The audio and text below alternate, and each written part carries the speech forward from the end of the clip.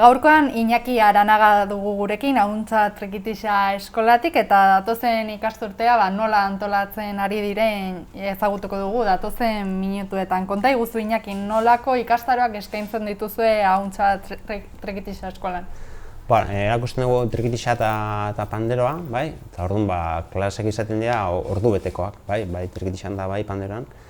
Eta ordu betean trikitixan bi ikasle hartzen ditu, ez? Orduan bakoitza bere gelan dago, tartekatu entzuten diete dagoela, eta panderoa gehien bat izan da taldea nola, ez? Hiru lau bat ikasle batea, eta ordu beteko klaseak. Hortaz aparte ere, klasaz aparte, emanaldietako eta hola, egite du aparteko ensaioak eta hola, ez? Berez klasa izaten da astean ordu bete. Bale, eta ikasle bakoitzaren arabera, metodologia desberdinak erabiliko dituzu, ez da? Hoi da, erabiltzen ditu hiru metodologia. Gehiena erabiltzen duguna da zenbakien metodoa, eta azkarrena da ere bai, ez? Eta go ikaslea, aurrera solfeo baldin badaki, eta interesatzen zaio ikastea, baita ere solfeon bidez erakusten dugu, eta baita ere aurrez aurre ere bai, ez? Hasiera baten errexena eta azkarrena zenbakina da, eta orduan horrekin hastea, denekin. Eta ez dakit erraxa ote den ezer jakin gabe hori panderoa edo trikitixa jotzen ikastea.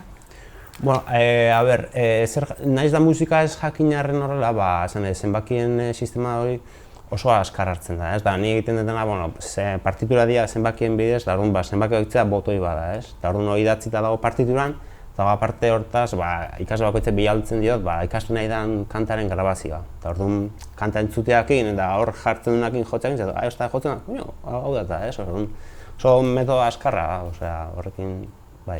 Eta zein adinetako jendeari zuzenduta daude ikastaro hauek? Ikastaroak 6 urtetik aurrerako jendearentzat, ikasleentzat, jende heldua ibiltzen dara, bai, 70 urte eskatenak eta hola, eta denetik, gehien gazteak hola, baina jende helduare ikasten, bai. Eta non ematen dituzu eskolak? Klasak ematen ditugu hemen Monte Aldabe kalean Anak auzoan, 31ean, hor dakagun eskolan ematen ditugu klaseak. Eta horrek, azalduzu moduan, klase batzuk banakak dira, beste batzuk taldeaka, edo hori pandemiarekin eta batez ere neurtuagoa izango duzu, ezta? Hoi da, bai. Azkenean klasean bakoitza bere gelan dago, eta orduan ez bat bestakin ez da harremanikola, ez? Orduan, geho ensaioak eta egiteko garaian, talde txikitan, 2-3 ikasle, holako zeak egite ditugu, ez? Eta zuen kasuan adibidez, hori aurrez aurreko klaseetan zuk zuzentzen diezu, baina gero ere etxeko lan hori beharrezkoa izango da, ez bakarrik ordu batekin ez da nahikoa, ez? Hoi da, ordu betekin ez da nahikoa. Azkenean ordu bete hortan egiten dena da, etxeko lana, egin lana zuzendu eta aurrengo asteako lana eman, ez?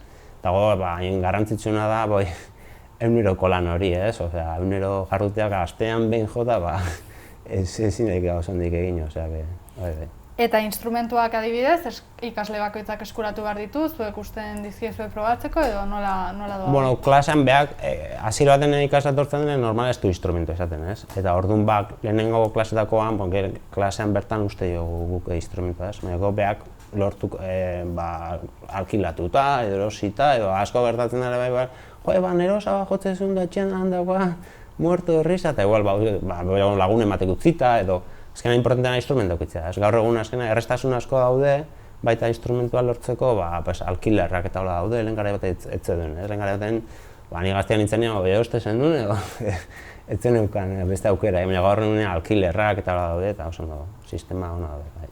Eta zer egin behar da izena emateko?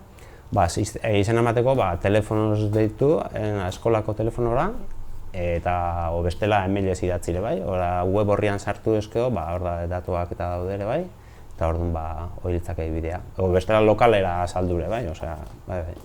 Primeran, eta gaur egun Ahuntza barnean zenbat ikasle azkazue gutxi gora bera? Buruz esateko ez dakit, baina danea eukiko dituko ez dakit, berrogeita bat, ez dakit ziur esateko, baina inguru hori edo. Eta azken urteetan pandemiaren eragina nabaritu alduzue, nola moldatu zarete azken urte hauetan klaseak ematen jarraitzeko? Klaseak ematen jarraitzeko hor pandemia garaia, dena etxina onginen garai hortan, klaseak egin genituen, altzen moduan, lehenengo hilabete horietan, batzuk Skypez, beste WhatsAppez, eta pixkatu klaseak online, ez?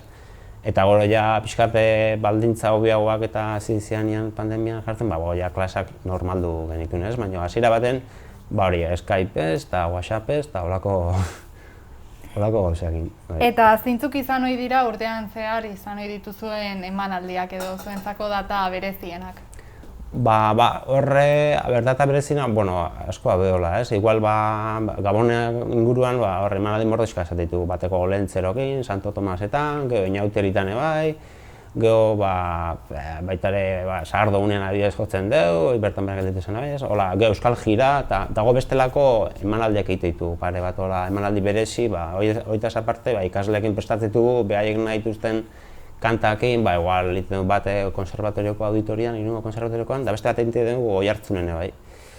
Han, udaletxe azpian, kontzejupian egiten dugu beste emanaldi bate bai. Eta hori igual pixkat emanaldi berezia, azkenean aukera ematen jo ikasle bakoitzaren nahi duna jo, eta kanta prestatzen dugu, eta modan dauen taldean, untzan kanta jo nahi, ez nahi beltzana, gozate egina, eta horako errepertoria pixkat prestatu, eta horiek. Eta imaginatzen dut, musikariak berriro kalera irteteko eta emanaldi horietara itzultzeko gogoz egongo direla, ezta?